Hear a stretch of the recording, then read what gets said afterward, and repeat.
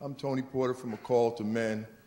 I want to talk with you about the development of boys to men and the role we as men and women play in that development, and also its impact and influence on the experience of women. So I grew up in New York City, between Harlem and the Bronx. Growing up as a boy, we was taught that men had to be tough, had to be strong, had to be courageous, dominating, no pain, no emotions, with the exception of anger and definitely no fear. That men are in charge, which means women are not. That men lead, and you should just follow and just do what we say. That men are superior, women are inferior. That men are strong, women are weak. That women are of less value, property of men, and objects, particularly sexual objects.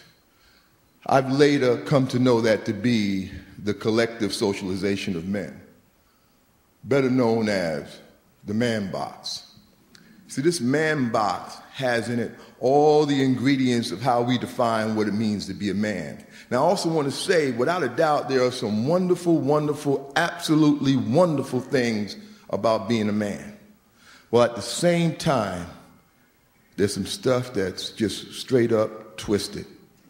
And we really need to begin to challenge, look at it, and really get in the process of deconstructing, redefining what we come to know as manhood.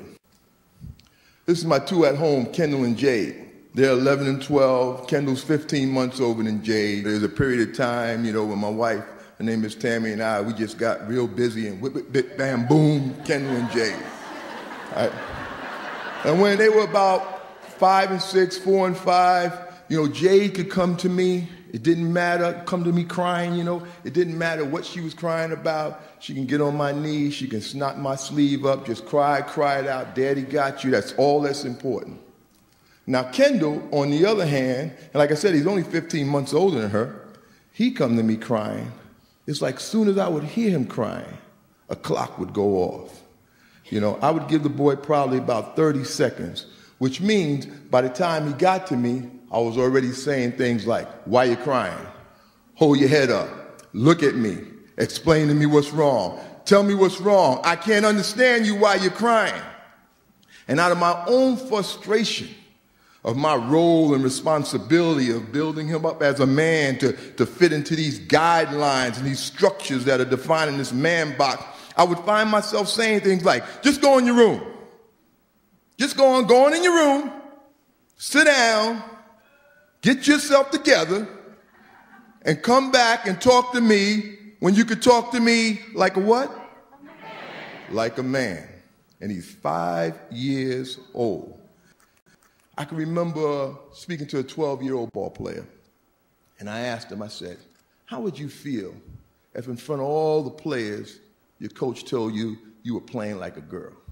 Now, I expected him to say something like, I'll be sad, I'll be mad, I'll be angry, or something like that. No, the boy said to me, it would destroy me.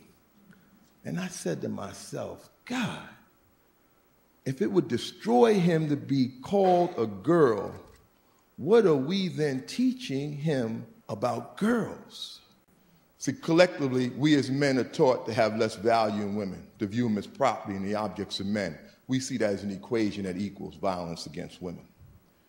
We as men, good men, the large majority of men, we operate on the foundation of this whole collective socialization. We kind of see ourselves separate, but we're very much a part of it. You see, we have to come to understand that less value, property, and objectification is the foundation, and the violence can't happen without it. So we're very much a part of the solution as well as the problem. The Centers for Disease Control says that men's violence against women is at epidemic proportions. It's the #1 health concern for women in this country and abroad. So quickly, I'd like to just say, this is my love of my life, my daughter Jade. The world I envision for her. How do I want men to be acting and behaving? I need you on board. I need you with me. I need you working with me and me working with you on how we raise our sons and teach them to be men. That it's okay to not be dominating. That it's okay to have feelings and emotions. That it's okay to promote equality. That it's okay to have women who are just friends and that's it. That it's okay to be whole. that my liberation as a man is tied to your liberation as a woman. I remember asking a 9-year-old